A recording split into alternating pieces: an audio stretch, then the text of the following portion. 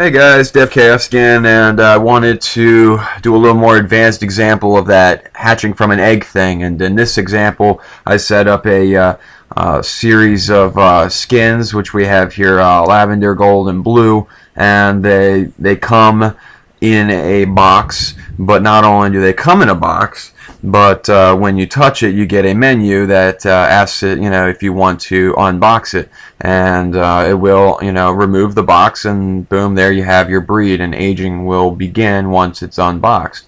But another thing people wanted was to be able to put them back in the box so that they could be sold and not let them age and so forth. So touching them again, we now have the option put them in the box, and by clicking them, it puts them right back in the box. The age will not increase; it'll stay the same. All the values will stay the same, and it will remain in the box, so that you can take this copy of the box and res it for your other, give it to another customer or res it out later. But the idea here is very simply, as you can see, I'm just hiding the breed and resing the box around it. It's actually an additional prim this time, instead of using the body prim, which I wanted to use all of the prims to allow them all to be a part of the skin set. I attached an additional prim, then I created the skin set for it, and after which I set up the prim animations, which I could show you here. I have the three different skin sets: the golden, the ocean blue, and the lavender. And as you can see, I used the shorthand to color all of the body prims as on all sides the same color, and then just the ears and the snout on all sides a little darker variety of that color. I'll go ahead and unbox them all so you can see the colorations of all three of these.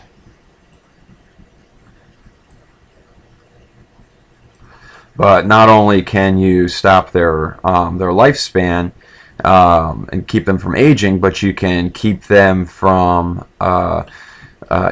getting hungry and attempting to breed and all those other things by simply changing the val, which you can find here in the attributes section down here at values, where I changed lifespan from 1 to enable it to 0 to disable it. You could also turn off growth.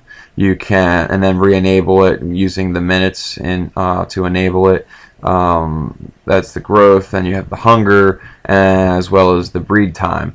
So you can enable and disable all of those things right where you see here in the action object, which this action object could just be a separate boxing and unboxing sort of product that you could sell separately, or make it a part of your home object. But let's move into the action list here. Basically, what I've got going on here is a bind for a timer to update the text statistics, and we have a touch to show the menu.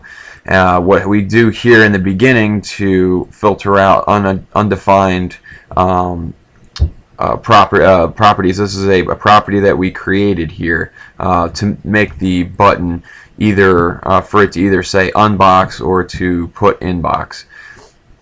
And the reason that's important to define it here is in case you res this later on after the event took place. But here's how it works.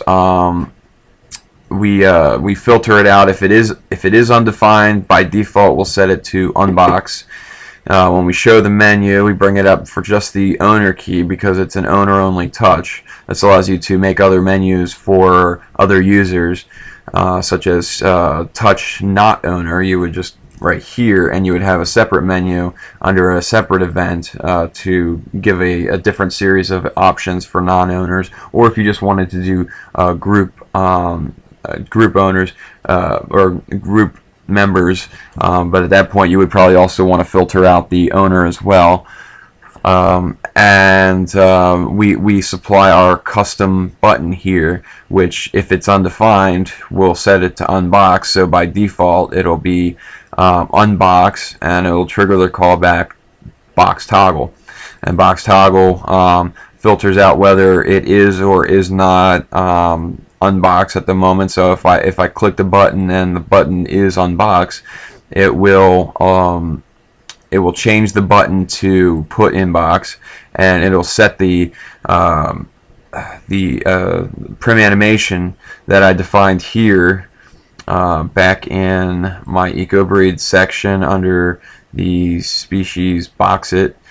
To unbox, it simply turns all prims on all sides visible. This is for unboxing it, so it turns them all visible, and it makes the main box invisible, and then resizes the box prim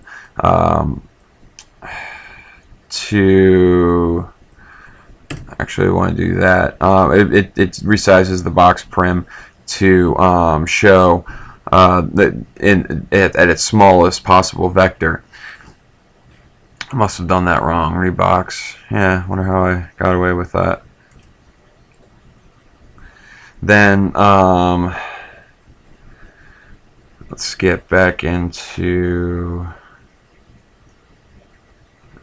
Second Life here.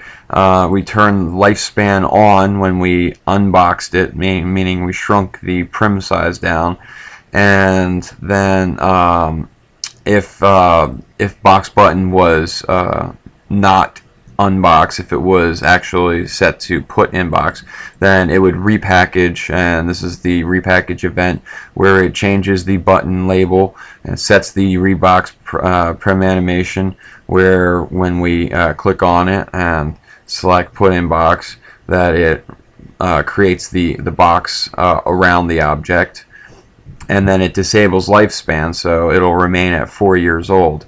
And again, now all we have to do for our text, since it's not changing based on whether it's in or out of a box, we've got the name, the age, the gender, as well as the skin based on the category that we're using. And the category for all of these, I don't have separate categories. I'm just using one category, making them a pure breed, and I'm just calling it body for each one of them.